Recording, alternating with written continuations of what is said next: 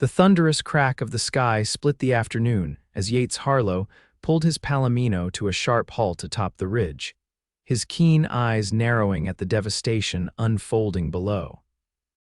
The usually placid Cypress Creek had transformed into a raging torrent, swallowing everything in its path across the valley floor. Through the curtain of rain, he spotted something that made his blood run cold. Movement in the churning waters, a flash of fabric, a woman clinging to what appeared to be the remains of a wagon. Without hesitation, Yates dug his heels into his horse's flanks, guiding the sure-footed animal down the treacherous slope. The cold spring rain of 1878 had been falling for 3 days straight across the Texas territory, turning dirt roads into mudslides and gentle streams into killers. This was the kind of weather that tested a man's mettle, that separated the strong from the weak in these untamed lands. As he neared the flooded plain, the water was already up to his horse's chest. The current pushed against them, but his palomino Chance, he'd named him, was steady, bred for difficult terrain and challenging circumstances.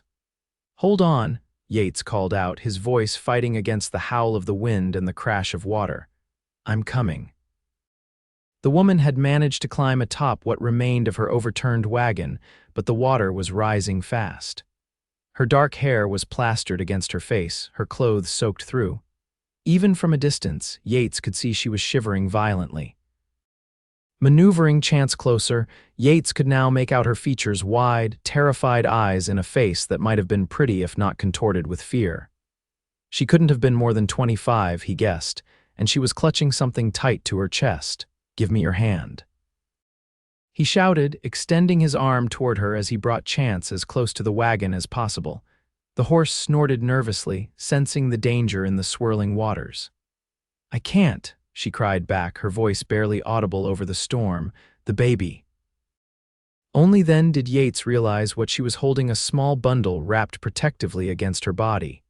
His heart hammered harder in his chest, 2 lives hanging in the balance now, not just one.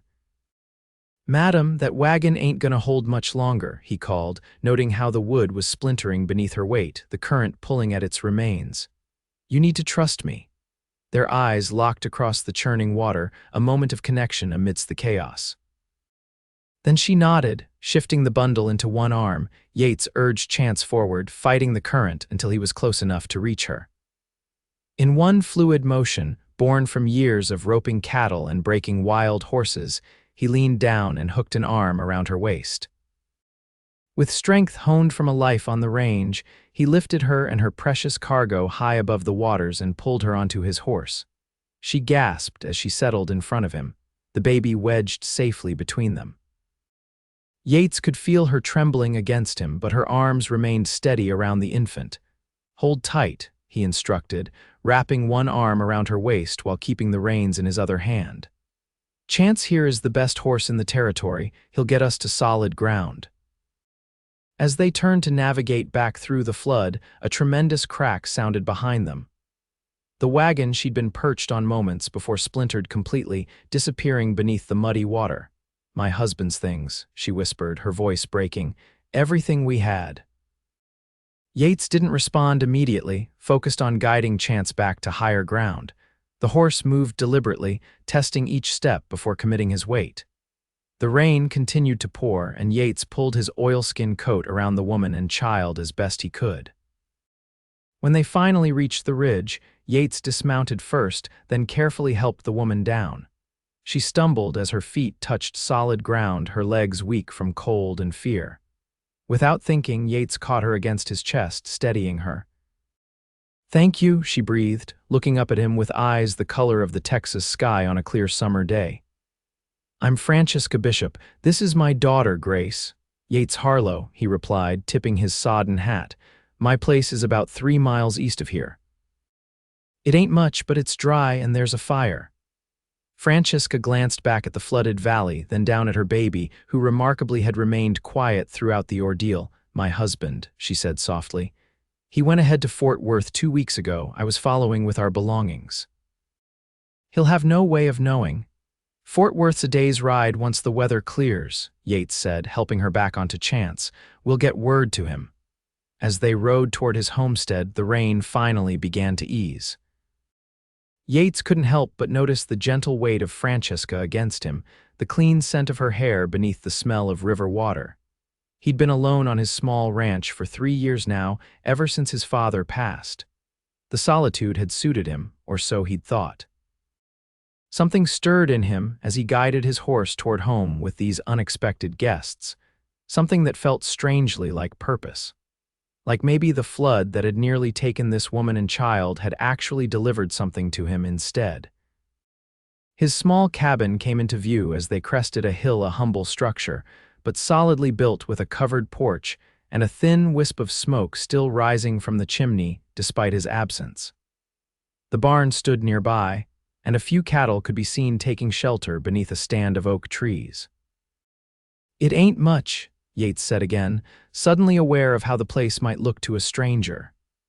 "It looks like heaven to me right now, Mr. Harlow," Francesca replied, her voice warm despite her shivering.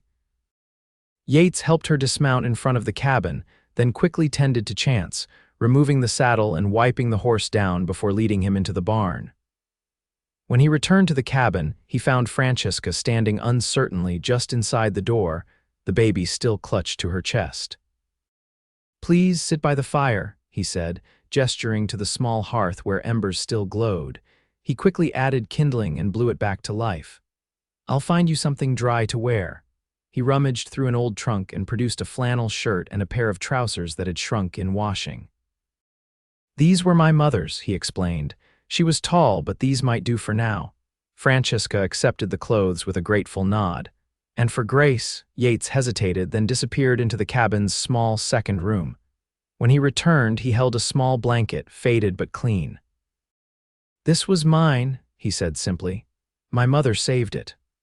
While Francesca changed behind a blanket he hung across a corner of the room, Yates busied himself preparing a simple meal of beans and the last of his cornbread.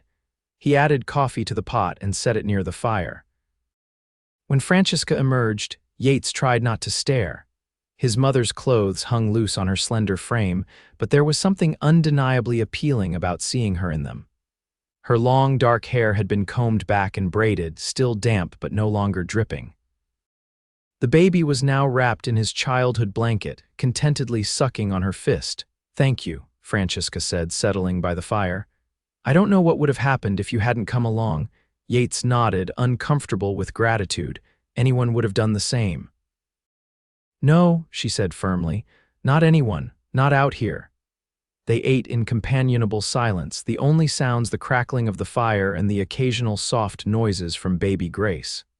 As night fell, Yates insisted Francesca take his bed while he would sleep on a pallet by the fire.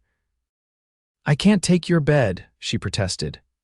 "Madam, my mother would haunt me from her grave if I let a lady and her baby sleep on the floor," Yates replied with a small smile.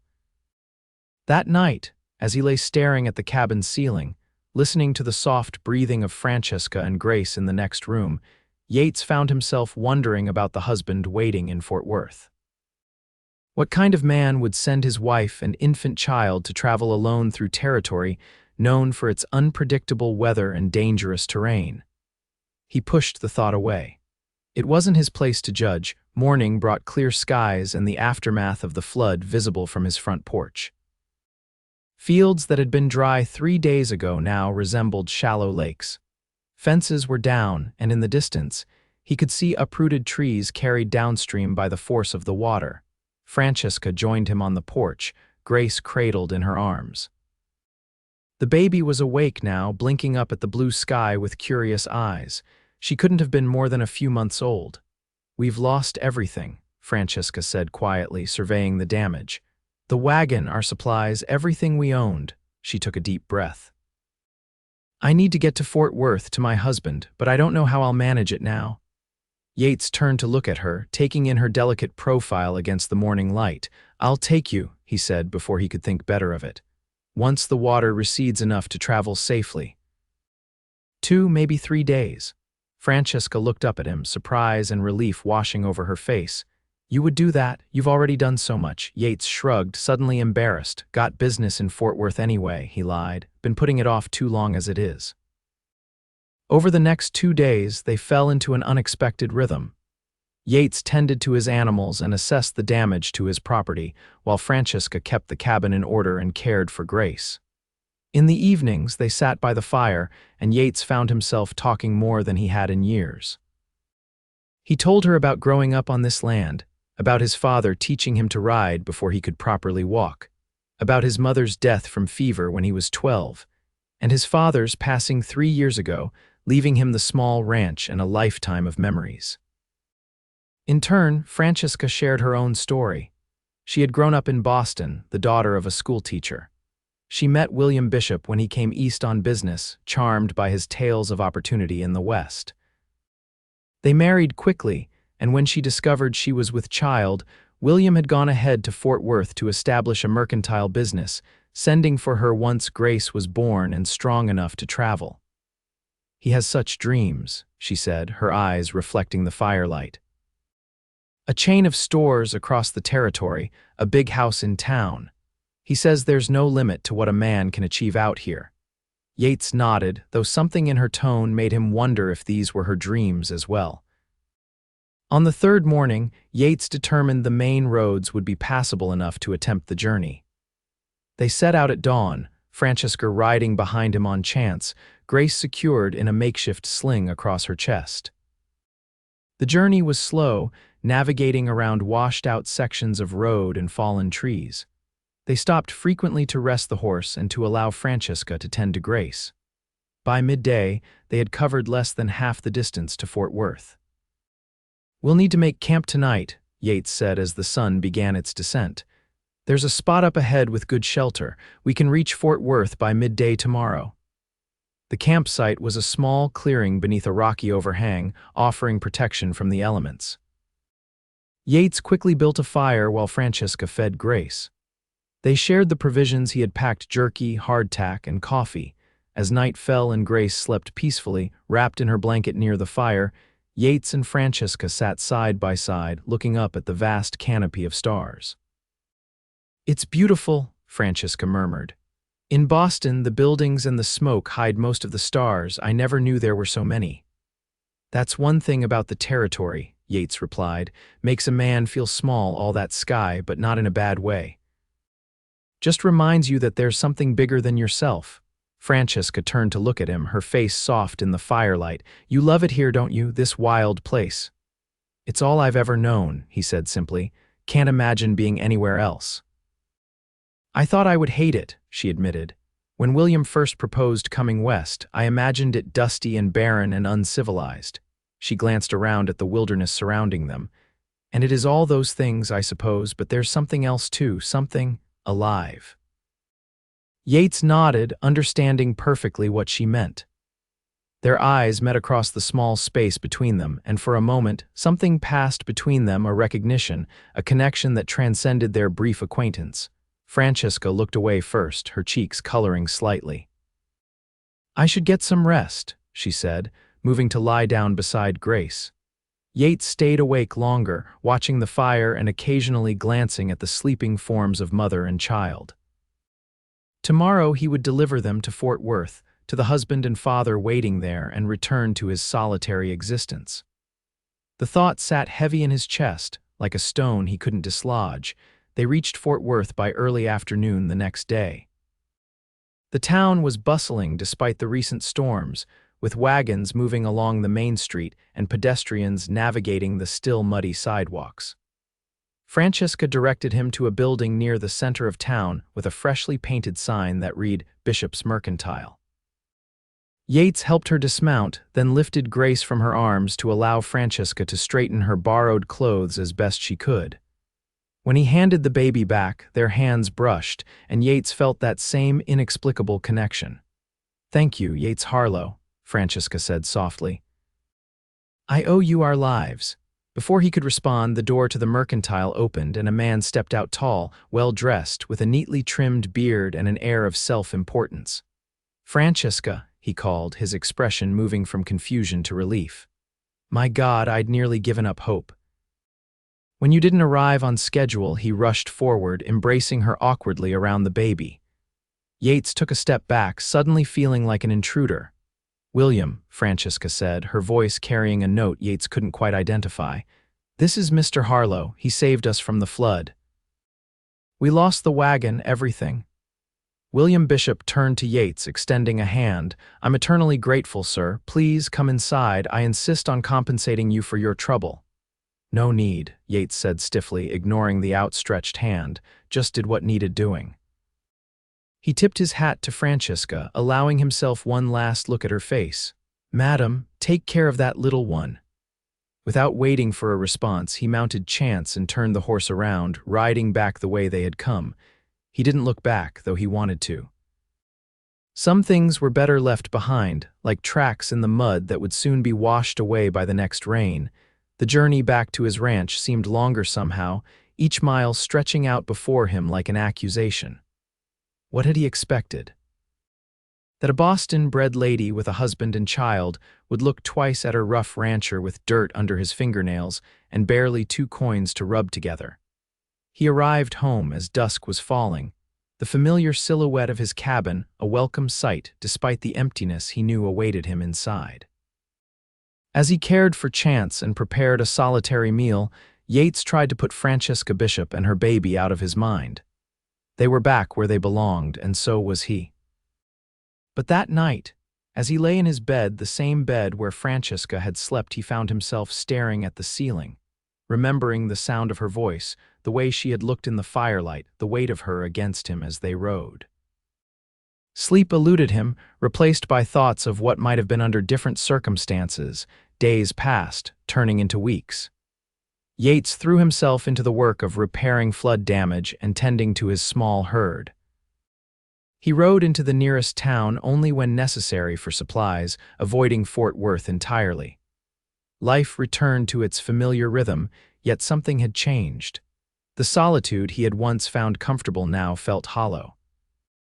It was nearly a month after he had left Francesca in Fort Worth when the unexpected visitor arrived. Yates was mending a fence line when he spotted the rider approaching from the east. Something about the silhouette was familiar, and as the rider drew closer, Yates straightened, his heart quickening despite his efforts to remain calm. William Bishop reined his horse to a stop a few yards away. He was as well dressed as Yates remembered, though dust from the trail had dulled the shine of his boots and coat. Mr. Harlow, Bishop said, nodding in greeting. Bishop, Yates replied warily. Something wrong with your wife or the baby? No, they're well, thanks to you. Bishop dismounted, leading his horse closer. May I speak with you? It's a matter of some importance. Yates gestured toward the cabin, got coffee on. They sat across from each other at Yates's small table, the coffee steaming between them. Bishop seemed uncomfortable, his fingers drumming against the cup. I'll come straight to the point, he finally said. Francesca has told me everything about the flood, about how you rescued her and Grace, brought them to your home, cared for them. Yates said nothing, waiting. What you may not know, Bishop continued, is that before the flood, before you found her, Francesca was having doubts about our marriage, about the move west. He sighed heavily. She was planning to return to Boston once she reached Fort Worth.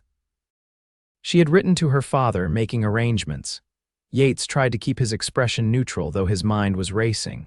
That's so, Bishop nodded. The letter was in her trunk, lost in the flood, but she told me the truth when she arrived. Said nearly dying had made her realize what was truly important. He looked down at his coffee. She also spoke a great deal about you, Mr. Harlow, about your kindness, your strength, the way you live out here connected to the land. An uncomfortable silence stretched between them. Yates wasn't sure what Bishop expected him to say. I'm a businessman, Mr. Harlow, Bishop finally continued. I recognize when I've been outbid, even if the other party doesn't know they've made an offer. He looked up, meeting Yates's gaze directly. Francesca isn't happy in Fort Worth. She tries for Grace's sake, but I see it in her eyes. She belongs somewhere else, with someone else. Yates's grip tightened on his cup. You saying what I think you're saying? I'm saying I'm releasing her from our marriage, Bishop said quietly. The papers are already drawn up. She doesn't know I'm here. I told her I was traveling to Dallas on business. Why would you do this? Yates asked, genuinely confused. You don't even know me. I know enough, Bishop replied. I know you risked your life to save my wife and child when you could have ridden past. I know you opened your home to them, treated them with respect, asked for nothing in return." He sighed again. "And I know my wife looks at you the way she never looked at me, even when we first met. I saw it in that brief moment outside the store." Yates stood abruptly, moving to the window. His mind was a whirlwind of thoughts, none of which he could properly grasp. "What exactly are you proposing?" he finally asked. "I'm returning to Boston," Bishop said. "My business interests there are more established anyway. Francesca and Grace will remain in Fort Worth until—" He hesitated. "Until you decide if you want to claim what I believe is already yours." With that, he stood, placing an envelope on the table. "My lawyer's information, should you decide to come to Fort Worth." He moved toward the door, then paused. "She's a remarkable woman, Mr. Harlow. Far too good for either of us, I suspect, but she chose you, even if she doesn't yet know it herself." After Bishop departed, Yates remained standing by the window for a long time, watching as the rider disappeared over the horizon. The envelope sat on the table, both a promise and a challenge. 2 days later, having barely slept and having argued with himself countless times, Yates rode into Fort Worth. He had bathed in the creek, shaved his face clean, and worn his one good shirt efforts that seemed simultaneously important and ridiculous.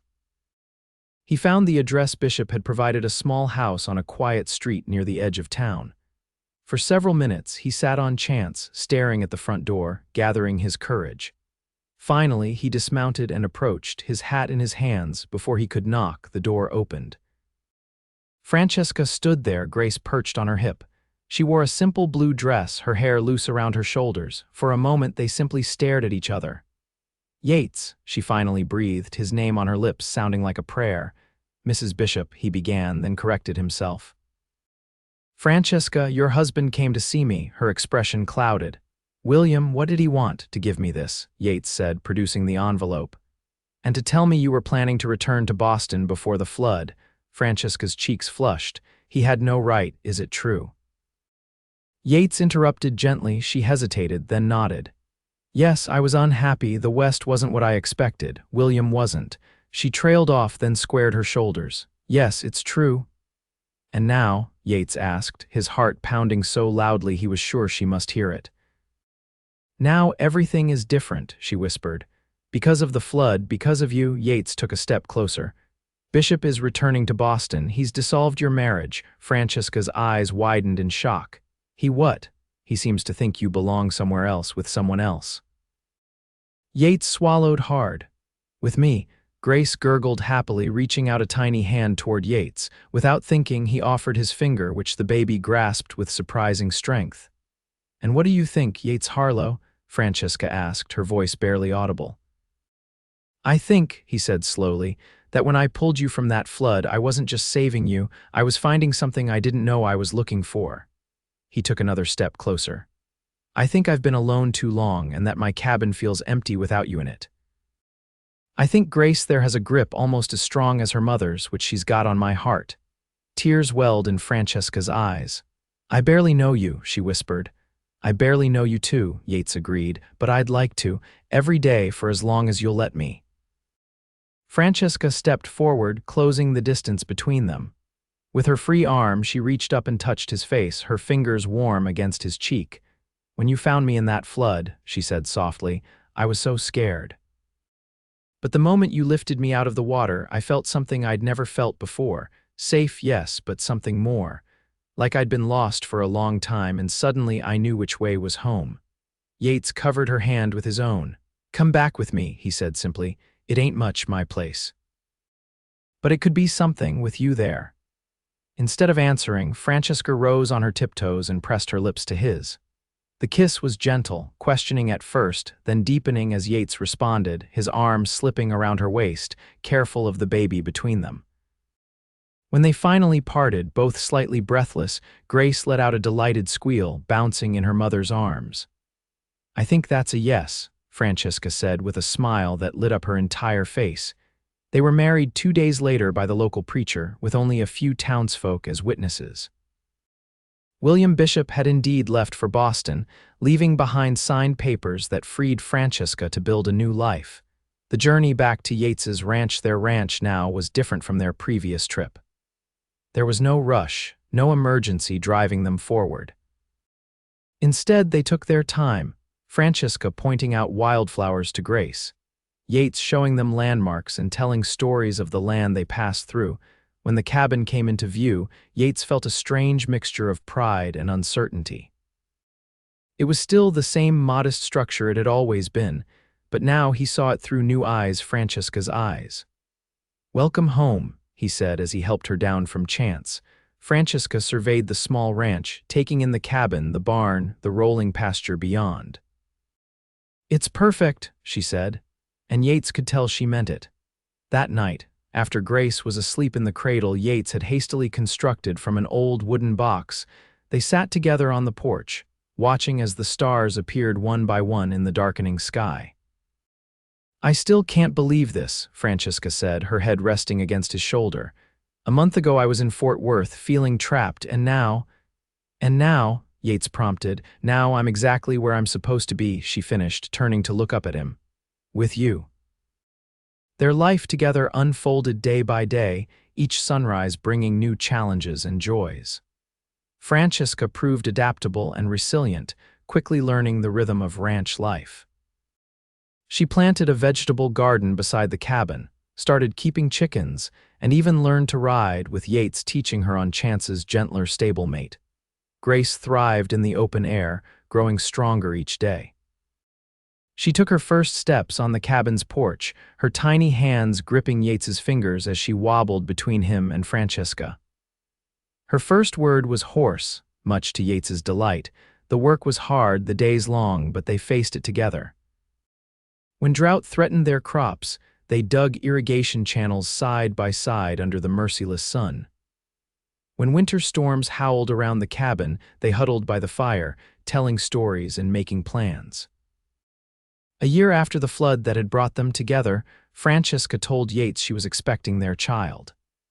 The news filled him with both joy and terror, joy at the expanding family they were creating, terror at the memory of his own mother, lost to childbed fever. "Don't you worry," Francesca assured him, reading his fears in his eyes. "I'm strong as any woman who survived a Texas flood. This baby will have the easiest entry into the world you've ever seen." She was right.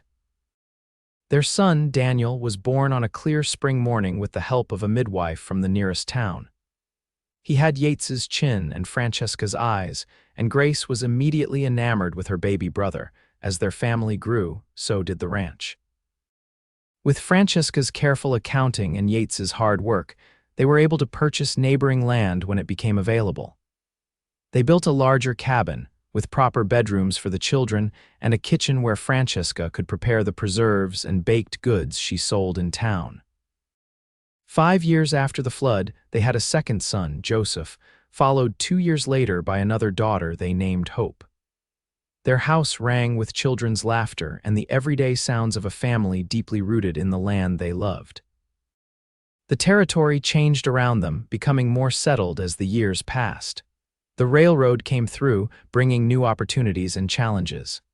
Towns grew larger, and the wild spaces between them grew smaller. But Yates and Francesca's ranch remained a haven, a place where the untamed spirit of the West still lived in the wind that swept across their pastures. Grace grew into a beautiful young woman with her mother's determination and her adoptive father's love of the land. Daniel became Yates's right hand on the ranch, showing a natural affinity for horses that surpassed even his father's. Joseph was the thinker, always with a book in hand, yet still able to work from sunrise to sunset when needed. Hope, the baby, was a perfect blend of her siblings, strong, smart, and with a gentle heart that drew people to her. On the 10th anniversary of the day Yates had pulled Francesca from the flood, they rode together to the spot where he had first seen her clinging to the remnants of her wagon. The land looked different now, peaceful, the creek flowing calmly between grassy banks, giving no hint of its destructive potential. "Do you ever wonder," Francesca asked as they sat side by side on their horses, "what would have happened if you hadn't come along that day?" Yates considered the question. "I reckon some things are just meant to be," he finally said. Like that flood was meant to wash away your old life so you could find your real one. Francesca reached across the space between them, taking his hand. Our real one, she corrected. The life we built together. As they rode back to their ranch, to their home, Yates reflected on the strange turns life could take. How a moment of crisis, a split-second decision, could alter the course of everything that followed. How finding Francesca in that flooded field hadn't just been a rescue, it had been the beginning of his future. That night, with their children asleep and the ranch quiet around them, Yates and Francesca stood on their porch, arms around each other, looking up at the vast Texas sky. "Thank you," Francesca whispered. "For what?" Yates asked, pulling her closer against the evening chill. "For lifting me out of the water that day," she said. "For bringing me here, for loving me and our children, for everything." Yates turned to her, still struck by her beauty after all these years. The girl from Boston had become a woman of the West, her skin tanned by the sun, her hands strong from work, her heart as vast as the land they called home. "No, Francesca," he said softly. "Thank you for being there to be rescued, for giving me a reason to be brave, for showing me what it means to truly live." He kissed her gently, a kiss that held a decade of shared joys and sorrows, triumphs and challenges. "You're the one who saved me in all the ways that matter." They remained on the porch until the stars fully emerged. Two people who had found each other against all odds, brought together by a force of nature as powerful and unstoppable as the love they shared.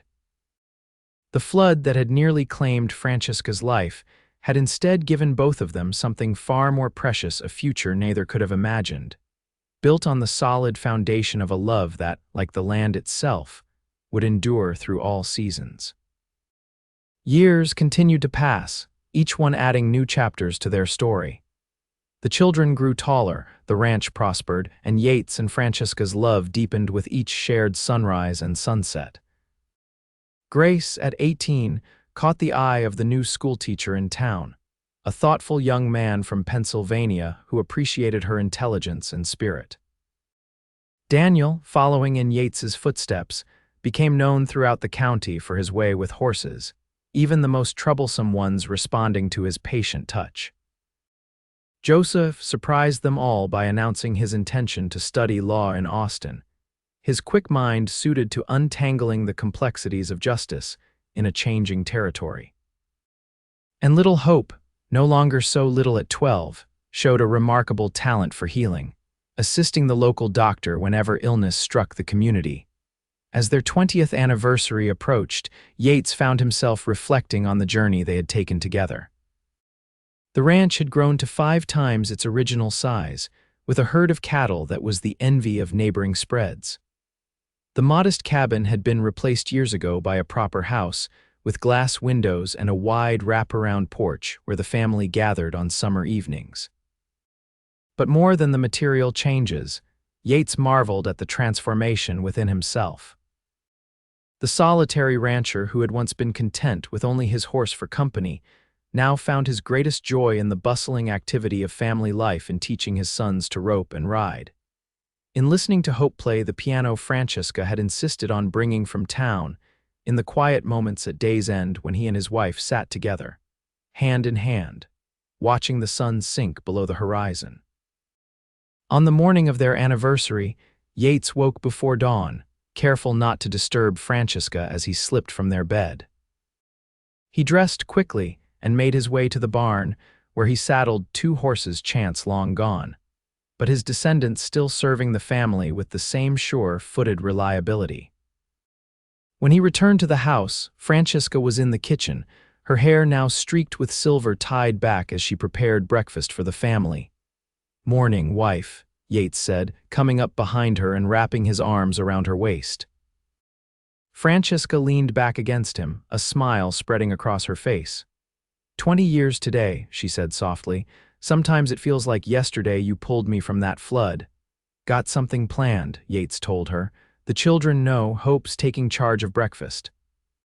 "Can you be ready to ride in half an hour?" Curiosity lit Francesca's eyes. "Where are we going?" "It's a surprise," Yates replied with a wink. "Just wear something comfortable for riding." An hour later, they were making their way across the ranch, following a trail that led to the eastern boundary of their property. Francesca rode beside him, occasionally casting questioning glances his way, but Yates maintained his mysterious silence. Finally, they crested a hill, and Yates reined his horse to a stop. Below them lay a sight that made Francesca gasp: a small lake, its surface glittering in the morning sun, surrounded by wildflowers in full bloom. At the edge of the water stood a small cabin, newly built, with smoke rising from its chimney. "Yates," Francesca breathed. "What is this?" "Our own private retreat," he answered, unable to keep the pride from his voice. "Built it with Daniel and Joseph over the past few months, whenever we could spare time from ranch work. Grace and Hope helped with the inside curtains and such." He looked at her anxiously. "Do you like it?" Tears welled in Francesca's eyes. "It's beautiful," she whispered. "But why?" "Because sometimes," Yates said, reaching across to take her hand, "a man and his wife need a place that's just theirs. Somewhere to remember how it all began." They dismounted and walked hand in hand to the cabin. Inside, they found a single room furnished simply but comfortably: a bed, a table and chairs, a small cookstove, and bookshelves filled with volumes Francesca had mentioned wanting to read but never finding time for. "The children stocked it yesterday," Yates explained as Francesca explored, touching everything with wonder. "There's food enough for a few days if you're willing to stay." Francesca turned to him, her eyes shining. "A few days with just my husband, no ranch duties, no interruptions." She crossed the room and wrapped her arms around his neck. "I can't think of anything I'd like more." They spent 3 blissful days at the lake cabin, swimming in the cool water during the heat of the day, reading aloud to each other in the evenings, and rediscovering the passion that had never dimmed but sometimes got set aside in the busy life they led. They talked for hours, sharing memories of their years together and dreams for the future. "Do you ever regret it?" Yates asked on their final evening as they sat on the cabin's small porch watching the sunset paint the lake in shades of gold and crimson. "Giving up Boston, the life you might have had there?" Francesca looked at him with surprise. "Not for a single moment," she said firmly. "What would I have had there? A comfortable cage, nothing more." She gestured toward the open land surrounding them. "Here I found freedom, purpose, love." She took his hand, her fingers intertwining with his. "I found you." When they returned to the main house the next day, they were greeted by their children with knowing smiles and gentle teasing about the renewed glow in their parents' faces. Life resumed its normal rhythm, but with a subtle difference: Yates and Francesca made more time for each other, escaping to their lake retreat whenever responsibilities allowed. As the years continued to pass, they celebrated joyful milestones. Grace's marriage to her schoolteacher, followed by the birth of their first grandchild, Daniel taking over more of the ranch's management, allowing Yates to ease back from the most strenuous work. Joseph's return from law school and establishment of a practice in the growing town nearby. Hope's decision to pursue formal medical training, breaking barriers as one of the few women in her program. They weathered sorrows too, the loss of old friends to age and illness, a devastating drought that threatened everything they had built. The year when both Joseph and Hope contracted typhoid, their recovery uncertain for terrifying weeks. Through it all, the foundation remained solid: their love for each other, their connection to the land, the family they had created together. The flood that had nearly claimed Francesca's life had instead given birth to a legacy that would continue long after they were gone. On their 30th anniversary, with their hair fully silver and their steps a bit slower but their hearts as full as ever, Yates and Francesca once again rode to the spot where he had found her in the flooded field. The landscape had changed over the decades. New farms had sprung up, roads had been built, the wilderness gradually giving way to civilization. But standing there, hand in hand, they could still see it as it had been: the raging waters, the desperate woman clinging to the remains of her wagon, the cowboy urging his horse into the flood without hesitation. "It all began here," Francesca said softly, "our whole life together." Yates nodded, squeezing her hand. "Best thing I ever did riding out that day." Do you think it was chance, she asked, or something more? Yates considered the question, looking out over the peaceful valley. I think, he said slowly, that some people are meant to find each other, no matter what stands in their way, even a flood. Francesca leaned against him, her head resting on his shoulder. I'm glad it was you who found me, Yates Harlow. And I'll be grateful every day of my life that I did, he replied, his voice rough with emotion. Finding you in that flood wasn't just the beginning of our story, Francesca. It was the moment I truly started living. As they turned their horses toward home, toward the ranch that had flourished under their care, toward the house filled with memories and mementos of a life well lived, toward the future that continued to unfold before them, Yates knew with absolute certainty that he had been blessed beyond measure. The lonely cowboy who had once been content with solitude had found, in the most unexpected circumstances, the greatest treasure any man could hope for. A love that had weathered every storm, a family that had grown strong on the foundation they built together, and a legacy that would endure long after they were gone. And it had all begun with a flood, a desperate rescue, and the moment he had lifted Francesca high above the waters, not knowing he was carrying his own future in his arms.